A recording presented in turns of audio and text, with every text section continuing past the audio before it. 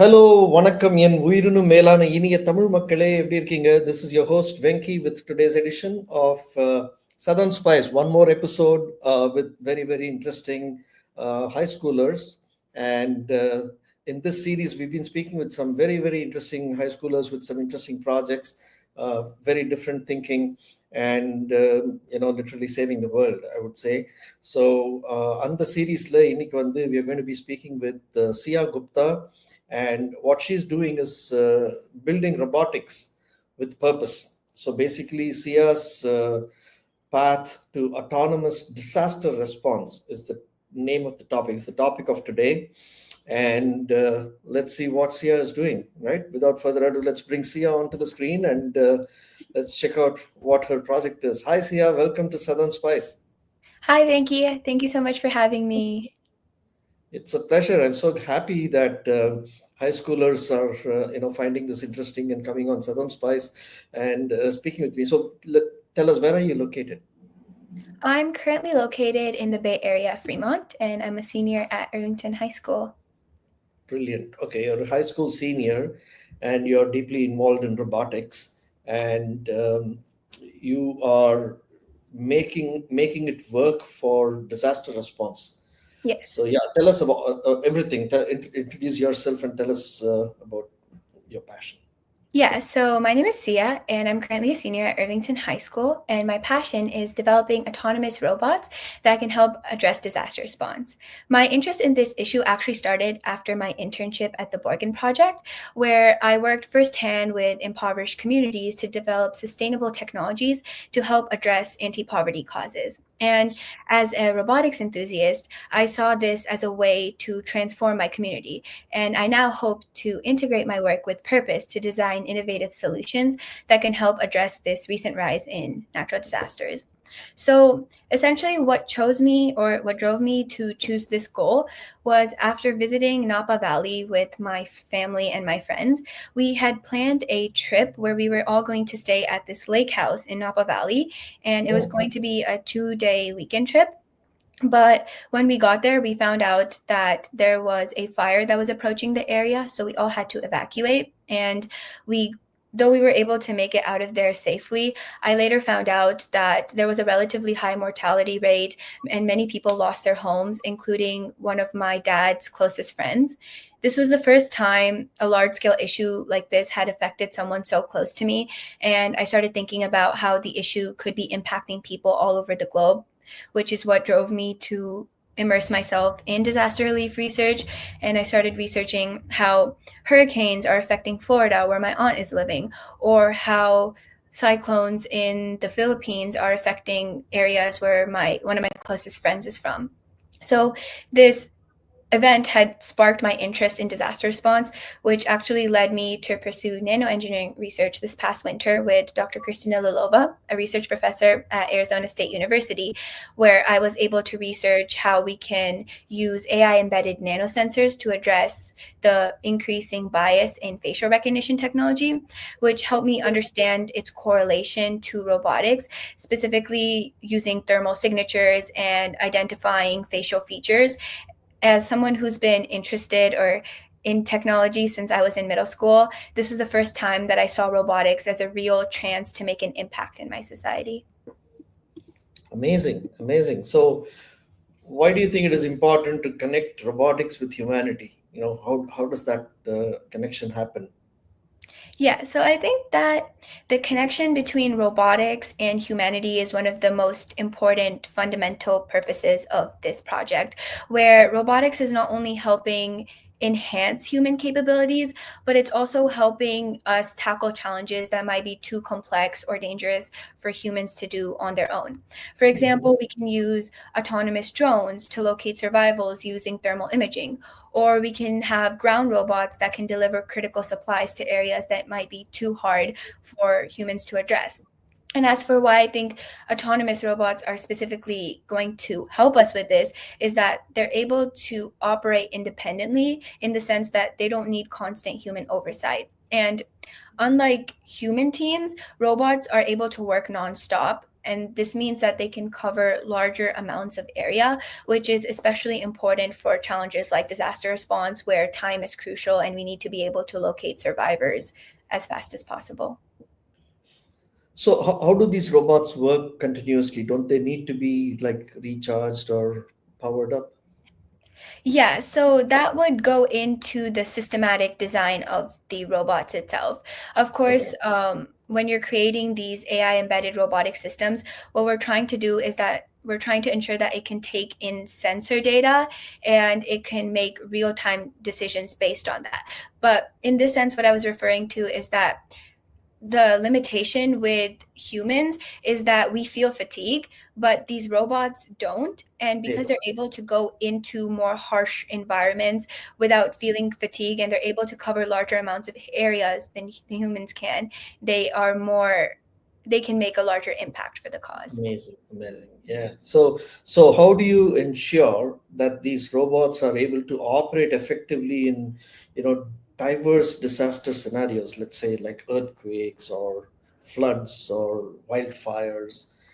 There's different scenarios. I think I'm going to take a little bit of a more technical approach to this question, where we need to be able to implement both robust hardware while also having intelligent decision making and control systems.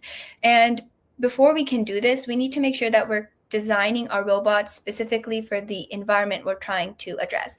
For example, you mentioned earthquakes and floods and everything, right? For earthquakes, we would want to use robots that use LiDAR, or light detection and ranging, where they would create these detailed 3D maps of the terrain, which allows them to navigate through objects like debris or uneven terrains. While if we're using robots to help in areas that just faced floods, we would make waterproofing our main cause, where we might integrate buoyancy sensors, which can help the robot maintain its balance in waterlogged areas, ensuring that it's still able to work in submerged conditions.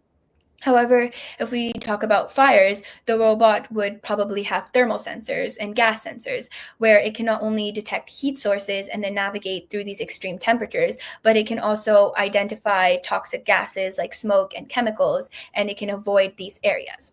But in general, for these robotic systems, it's important that they're able to have these control algorithms that are adaptive. Like, as I mentioned before, they need to be able to take real time data and make real time decisions based on changing conditions and their immediate environment. And this adaptability will allow them to thrive more in these challenging conditions and improve their effectiveness when tackling disaster response. Wow. So it looks like you're already ready to lead a project to build a robotic system for disaster recovery. Yeah. Yeah.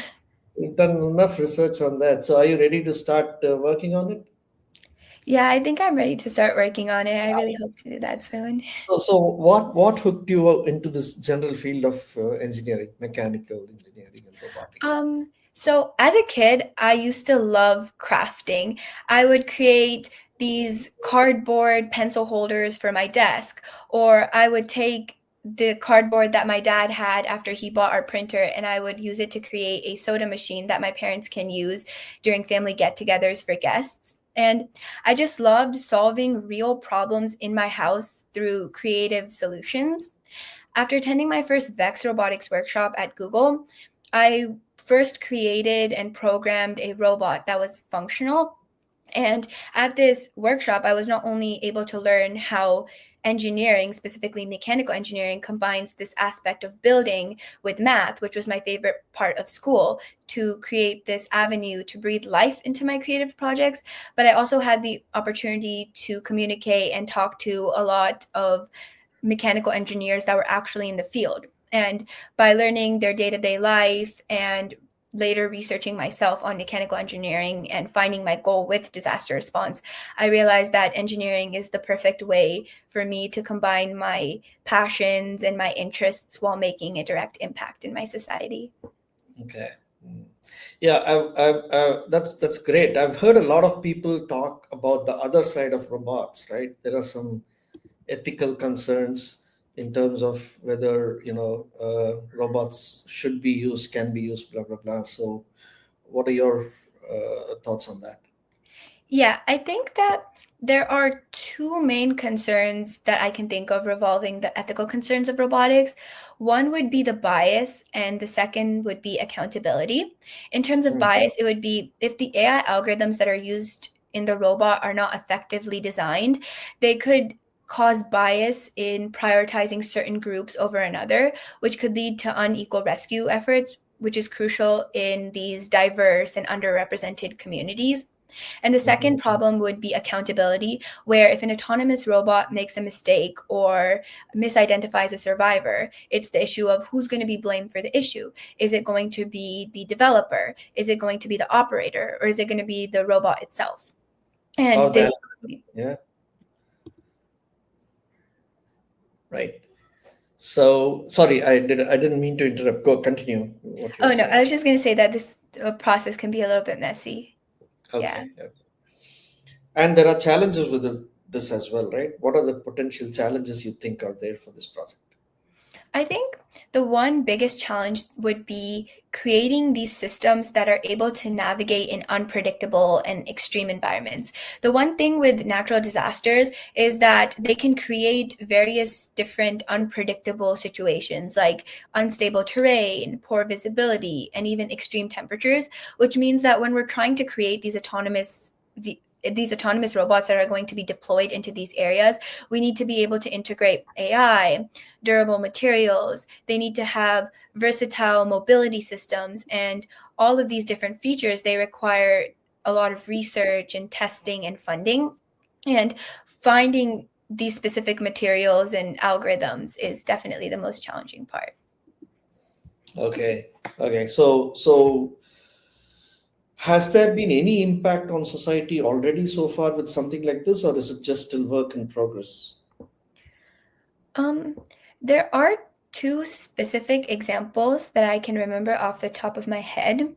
One Mhm. would be the Packbot, I believe, which is this ground robot that was created by iRobot and was used during the Fukushima nuclear disaster, where they deployed it to check radiation levels so that humans did not have to go into this area because it was too dangerous. And the second one was the Aryan Sky Ranger, which was this drone that flew over disaster stricken areas and it took pictures and created maps. And then responders were able to look at these maps and they could create a plan tailored at rescue efforts correspondingly. There's also been other efforts where robots were equipped with cameras and sensors, and they were deployed into buildings or collapsed buildings to help identify survivors so that human rescuers didn't have to put themselves in danger doing so. So it's clear that autonomous robots have already been impacting society and have the potential to impact society even more as we research more on speed, safety, and efficiency. Okay. Okay. So, and you think this is sustainable in the long term?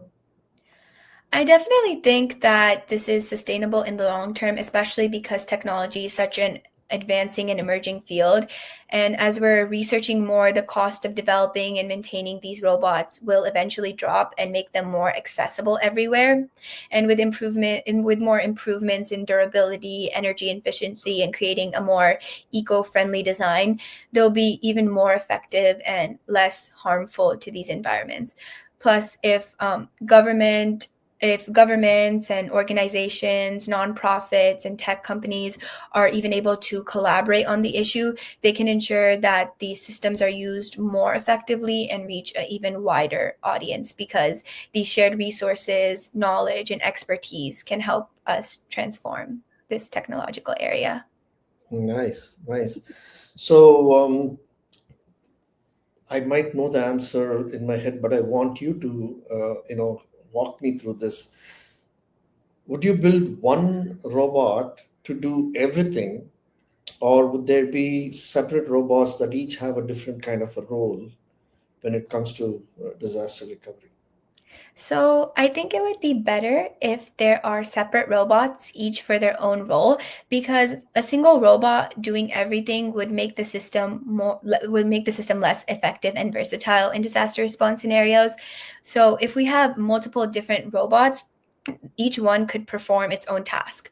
For example, some robots could focus specifically on search and rescue, like drones that are made for aerial mapping, while ground robots are made for navigating fields. But we might create other robots that are specifically made to deliver supplies or assess these different hazardous zones.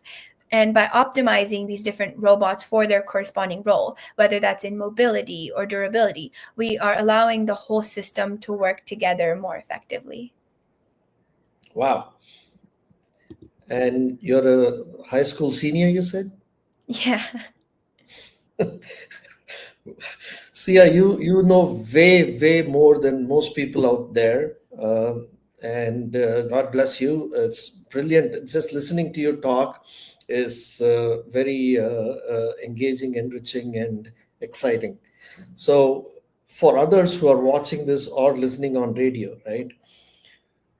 Other kids similar to you in high school, what would you tell them? How do you tell? What do you tell? What would you tell them about combining their passion for technology and then making a difference in the world? I think that one of the biggest potentials of robotics is that it's so large scale that it has the potential to transform real problems. And for anyone that's interested in technology, STEM, or robotics, if they are able to find something that they're passionate about or an issue that they want to work towards, there are so many resources that they have to help advance their issue. And they themselves can be part of the journey of advancing resources for other people to help better the issue. And again, as I said, this field of robotics has the potential to impact society so greatly. And I think that we should take every opportunity that we have to make an impact. Yes, most certainly. And I wish you the best with all of this. And hopefully, you should build some really cool robots that save the world in disasters. So phenomenal work. But aside of all of this, Sia, what are your hobbies, or is this all you do? No, I actually have other hobbies too. I used to play badminton, I Okay. dance, and I do henna. Okay. Nice. Yeah. What kind of dance do you do? I did Indian classical dance since I was 7, Hmm. and I've also been doing hip hop. Oh, nice. So do you put out Insta videos? No, I don't put out Insta Don't do videos. that. No. Okay. All right. Okay. So this is very good. Enjoyed listening to you today, Sia, and I hope to have you back on the show sometime pretty soon in the future. Thank you so much for having me. And good luck with your college applications. Thank you. All right, Sia. Take care. Thank you. You too. Bye. All right. So people, that was Sia Gupta from Fremont, California, the bustling Bay Area, which is producing WizKid after WizKid. This is truly amazing what she's doing. Please do spread the word. Please do watch this video and share it with your friends and family. All right. So I will bring another very interesting child on this show on Southern Spice USA pretty soon. And till then, wish you all a happy holiday season and enjoy the rest of the weekend.